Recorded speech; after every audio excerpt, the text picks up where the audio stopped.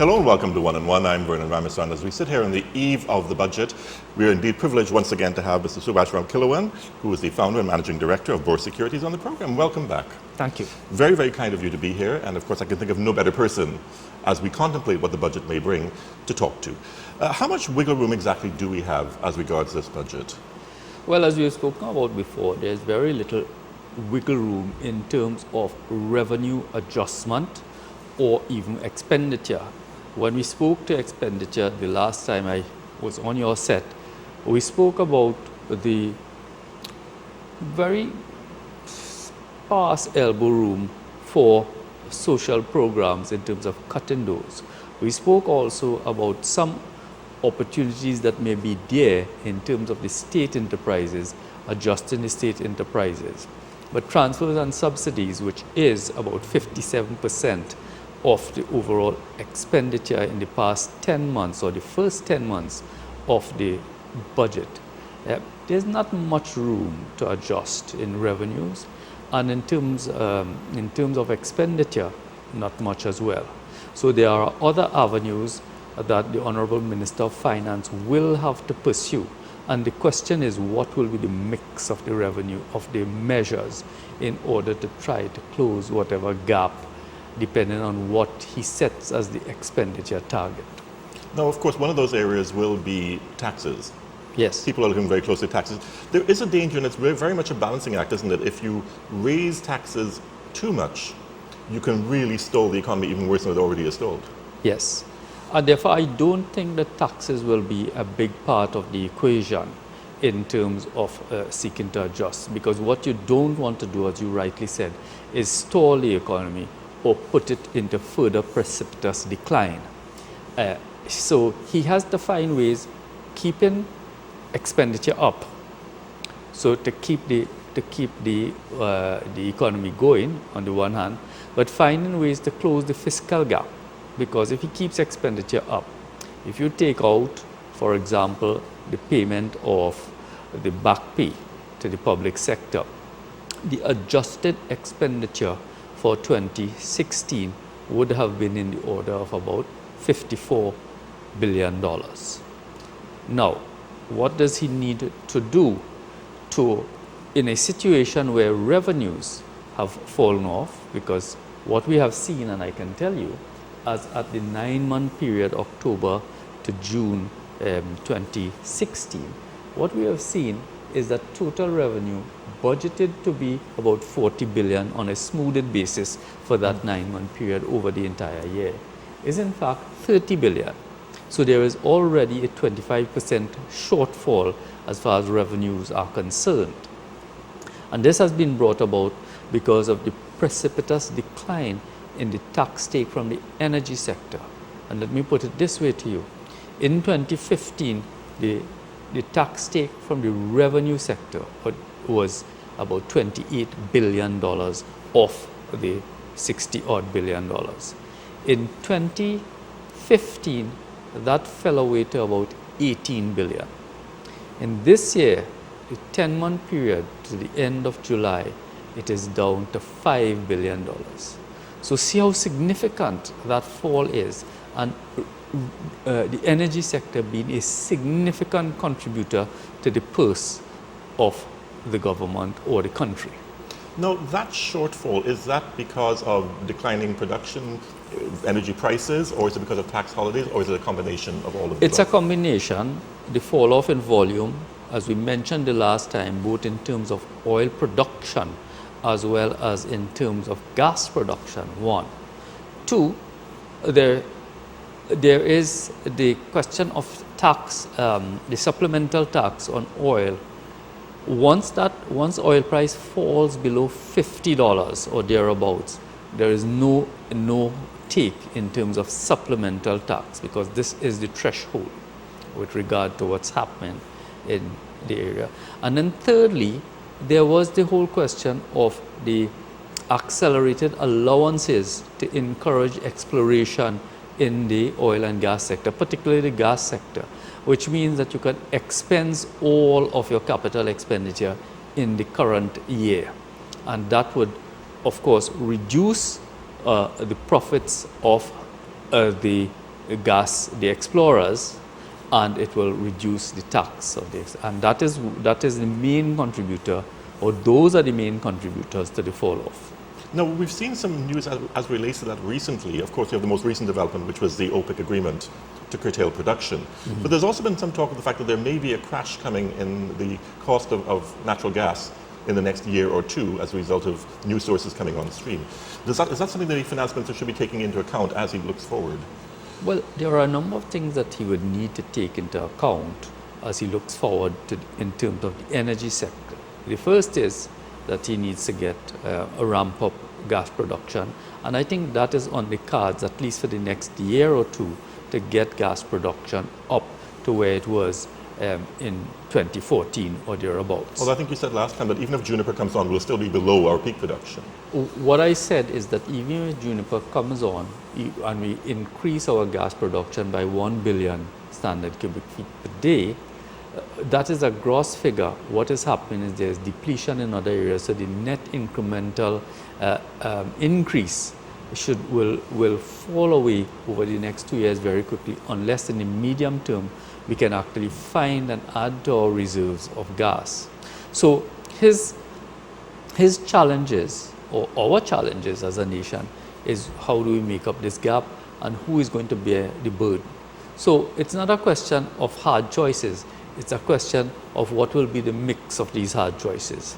And essentially, as we've talked about revenue ramping down, and we've talked about expenditure being sticky downwards, it means that the gap will indeed be significant and will have to be closed. Now, what are his choices? Well, there are from a menu, there are about 5 things to choose from apart from the revenue expenditure conundrum. One is, how does he treat with divestment of state assets? 2, how does he draw down on the Heritage and Stabilization Fund, and to what extent? 3, how does he move forward in terms of borrowing, and where and how can he borrow? 4, how does he treat with the collection of loans made, particularly to CLICO, and as well as drawing back on the loans made to TGU? And 5, how does he address the question of a clear policy on currency, which can in fact have an impact on the fiscal side? So if we take all of those things, divestment, well, he can continue to do a further divestment of FCB, and that was in discussions, a further 20%. He can also make some adjustments with regard to divesting NEL. Those are the 2 major plays that are there. Government owns directly and indirectly about 83% of NEL, and therefore NEL at current prices of $10, 600 million shares out there, there is the opportunity to do some sort of divestment. So how does he treat with that? Then the question of what does he do with the Heritage and Stabilization Fund. Last time we talked about the Honorable Prime Minister making a statement that over 2016 and 17 he would want to draw from the Heritage and Stabilization Fund about $1.5 billion. Only $375 million US dollars I'm speaking about has been drawn. So he does have in his war chest, if you want to call it that, he does have about 1.125 billion that he can draw on. When he draws, it generates 2 benefits. One is that it helps him to close the gap between revenue and expenditure, but 2, this is then transferred to the reserve, and it will help to keep the balance of payments equation in better order. Now we have said, it has been said that our reserves have remained fairly stable, but that is because even though exports are falling and imports are sticky downwards, we would have had 1 billion in borrowings, US dollars, which would have fed into the reserves because much of that was brought in to pay TT dollar expenses. And the second thing is we would have had that $375 million US dollars drawdown on the Heritage and Stabilization Fund, which will also contribute to the reserves. So, borrowing now. Let's talk about borrowing. Well, we have to be rather careful about borrowing, because if we borrow beyond certain limits, one, our credit rating will drop, and then our cost of borrowing will increase. And it's already dropped. It has dropped, but it could drop further with the current situation that we are in. So the Honourable Minister has to be careful about how much he can borrow. The other factor with regard to borrowing is that there has been a self-imposed limit by government that it would not want to borrow beyond a certain ratio that the credit rating agencies look at in terms of determination of downgrading, one of the ratios, which is that the debt to GDP should not go beyond 65%. I must say at this point in time, the debt to GDP, as GDP is declining and debt is increasing, the debt to the GDP is in the order of about 57 or 58%. Now, nominal GDP is about $165 billion. And what is happening is that he does not have much headroom to borrow. If you were to borrow $7 or $8 billion, TT equivalent, that will take him up to the 65%. And he may need that little bit of wiggle room in the future. Right. If So things get more 2017, that's what I'm speaking about in terms of the menu. How does he draw from the menu to get the best balance and the trade-off between shooting the economy in the foot on the one hand, but the burden of adjustment, how it is spread across the frame. So we've talked about divestment, we've talked about borrowing, And the HSF. and we've talked about the HSF. Now, let us talk about the collection of loans made by the government. The 800-pound gorilla in the room is in fact CLICO CL.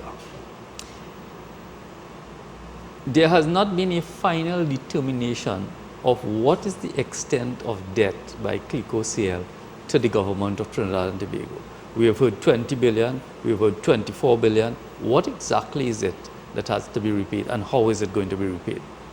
The Honourable Minister in his first budget statement spoke to being able to extract as much as possible of the repayment in the first year. Of course, that will be embroiled in possible legal matters as the shareholders of CLICO look to see how their position is being secured or ring-fenced. And so the question of timing of the repayment is at issue. It is not as clean and clinical that we can in fact get the repayment in this year. We can't even quantify it at this point because we don't know what the actual It balance is not fully quantified, let us put it that way. If it is 20 billion or 25 billion, that's a big difference. And then the other player that the government that they would have drawn down on was a repayment by Trinidad Generation Unlimited, or TGU. I think the intent under the last administration was to secure repayment in the amount of about $600 million. And I would have mentioned the last time, I think about 250 to 300 million US dollars has been repaid. So those are the kinds of areas that we can draw down on.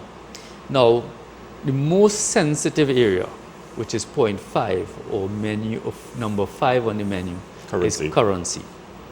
Now, there are those who argue that if we adjust if we allow the currency to arrive at its market exchange rate, the main persons who would suffer are our citizens at the lower end of the income scale.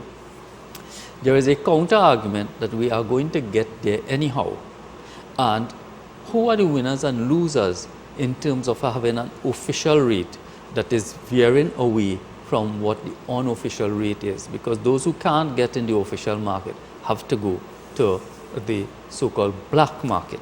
And they're paying about $7.50 is what I gather. Yes, in many about cases. $7.50. In fact, this morning I heard that the rate had actually gone up to about $8 in that particular market, but I cannot quantify, I cannot verify that except that I've That's heard the it nature of the black market. from certain players. Now, as we keep the currency at an artificial rate, the winners are those people who are getting their currency via the official market. They are getting it in the official market, but what is happening is that in terms of pricing and reselling goods and services, implicitly what is happening is that it is being marked at the 750 level, meaning I get currency at 675, but when I'm selling and I'm looking for what the margins are, I'm using 750 as my marker to determine what the pricing will be and so on. So by propping up the currency with a dirty float as we have it, the government is essentially, well, central bank is essentially subsidizing those people who have access to the official rate currency. That is the argument. That is the argument, that as long as you do that, there are winners. And the winners would be, though not those people in the low income grouping, but the winners would be many of the traders who might be utilizing and accessing currency, because the framework is that those who are importing goods will get first call on the currency. And so that is part of the challenge. Even the personal side, those persons who have a credit card with a US dollar limit, they will be accessing at the official exchange rate. That does not include the lower income grouping. So you have essentially put yourself in a position that you have to address this question from a policy perspective. How do we create the balance, share the burden, and be equitable in the distribution and the rate of currency? Now, if you adjust the currency, it comes to the coffers of the treasury in the conversion to TT dollars. So you'll get more TT dollars. Mm-hmm. So that is one area that is rather sensitive, but has to be and needs to be put into the mix and addressed properly. Because what we are doing is we are essentially masking in the argument that, okay, our reserves have remained stable, but our reserves are remaining stable because one of the drawdown in the Heritage and Stabilization Fund, feeding the US into the reserves and converting that to TT to make TT dollar payments, and the borrowing in US dollars, feeding that into the reserves and converting to TT to make TT dollar payments. So that's the mix. How does he now get that balance is very important. I have argued that it would be, again, shooting ourselves in the foot if we make too many adjustments to the fuel subsidy, because we are already level pegging in super, and we are also, I think those people who are buying premium are actually subsidizing the state, because at the pump, if you look at it, at the pump we are paying more than what the market price So it's really diesel we're talking about. So it's only diesel, and so far the subsidization of energy of gas has been about $1.5 billion. So we cannot afford, if we want to send a message, and the message is let us increase, let us reduce the subsidy, I would say it cannot be all at one time as far as diesel is concerned, because we've argued already that the lower income grouping will be the grouping that will suffer the most in terms of transportation and other add-on and indirect add-ons. Here are your 5. Right. This is your menu. Choose from it. Now, in terms of, as a master of the markets as you are, when a country is faced with a sort of deficit situation that we have in terms of revenue versus expenditure, is it best to try and use an axe-like approach to just fix everything as quickly as possible and wait for the fallout to sort of clear?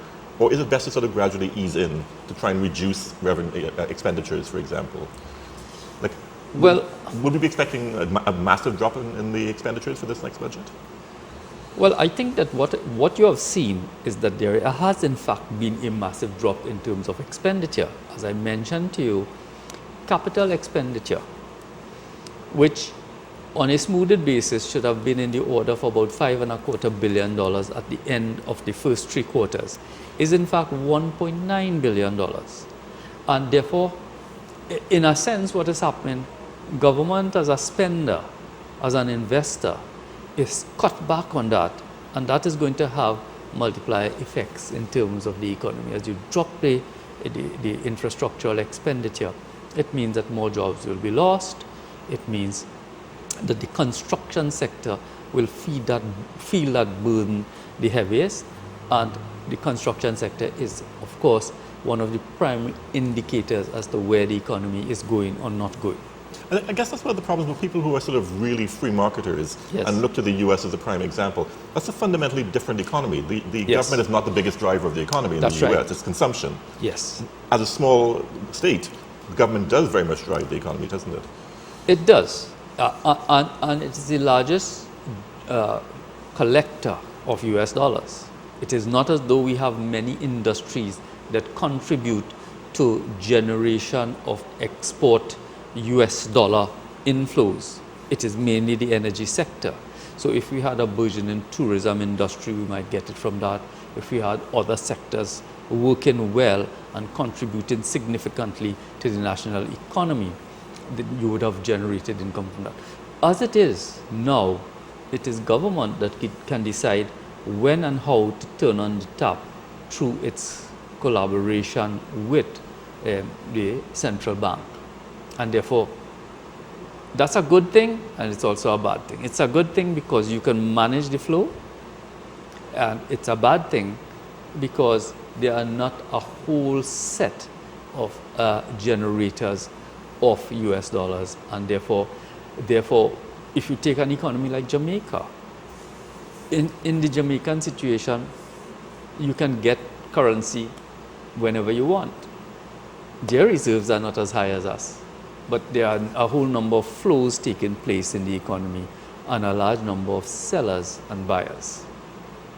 We have very few sellers when you have to make up the gap between what the banks are getting into their coffers and what needs to be put in by the central bank. And the central bank has cut back on what it is putting into the system, and that is what is causing the crunch.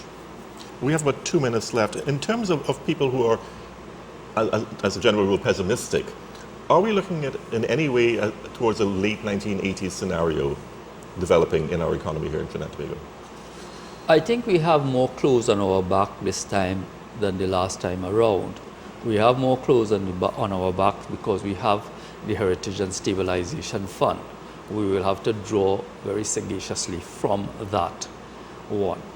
And our debt ratios are still reasonably manageable. Once we start getting beyond 65 and 75 and so on, then we will have an issue. So many of the metrics that an outside player will look at are in still reasonably good order, but we are at the edge of a situation, and how we maneuver ourselves along that edge and away from that edge is the most critical factor that we will look at as this budget is unfolded. So basically we're looking at the finance minister to see whether he puts measures in place to ensure that things start perhaps moving in an upward direction in terms of buoyancy in the economy, or if he lacks, if you will, the courage to take the necessary measures if we start going downhill further. Well, he has to decide what is the regime in the gas sector. What is he's going to do? Is he going to continue to allow 100% accelerated allowances, or is he going to find some sort of middle ground? Because it cannot be that we are promoting exploration, but at the same time, the government needs income to continue to support its own program by way of taxes. So he has to decide what he's going to do with that particular area. He's going to have to decide what he's going to do with all of those state enterprises where there is double counting of employment. He has already made some indication about how he's going to deal with some of the make work programs. I want to see how deeply he will cut that, because if he cuts that, it affects employment at the lower income level. So if Which the can more you, destabilize society to some extent. the more you do of that, the more challenging it becomes for those who are the most dependent, if you will, on the state. Well, Subhas Ramkhelawan of Bourse Securities, it's been a tremendous pleasure having you in the program, and let's see what happens Friday afternoon. Thank Good. you so much for being here. Okay, Thank you very much. You've been watching One on One. Join us again tomorrow for another edition.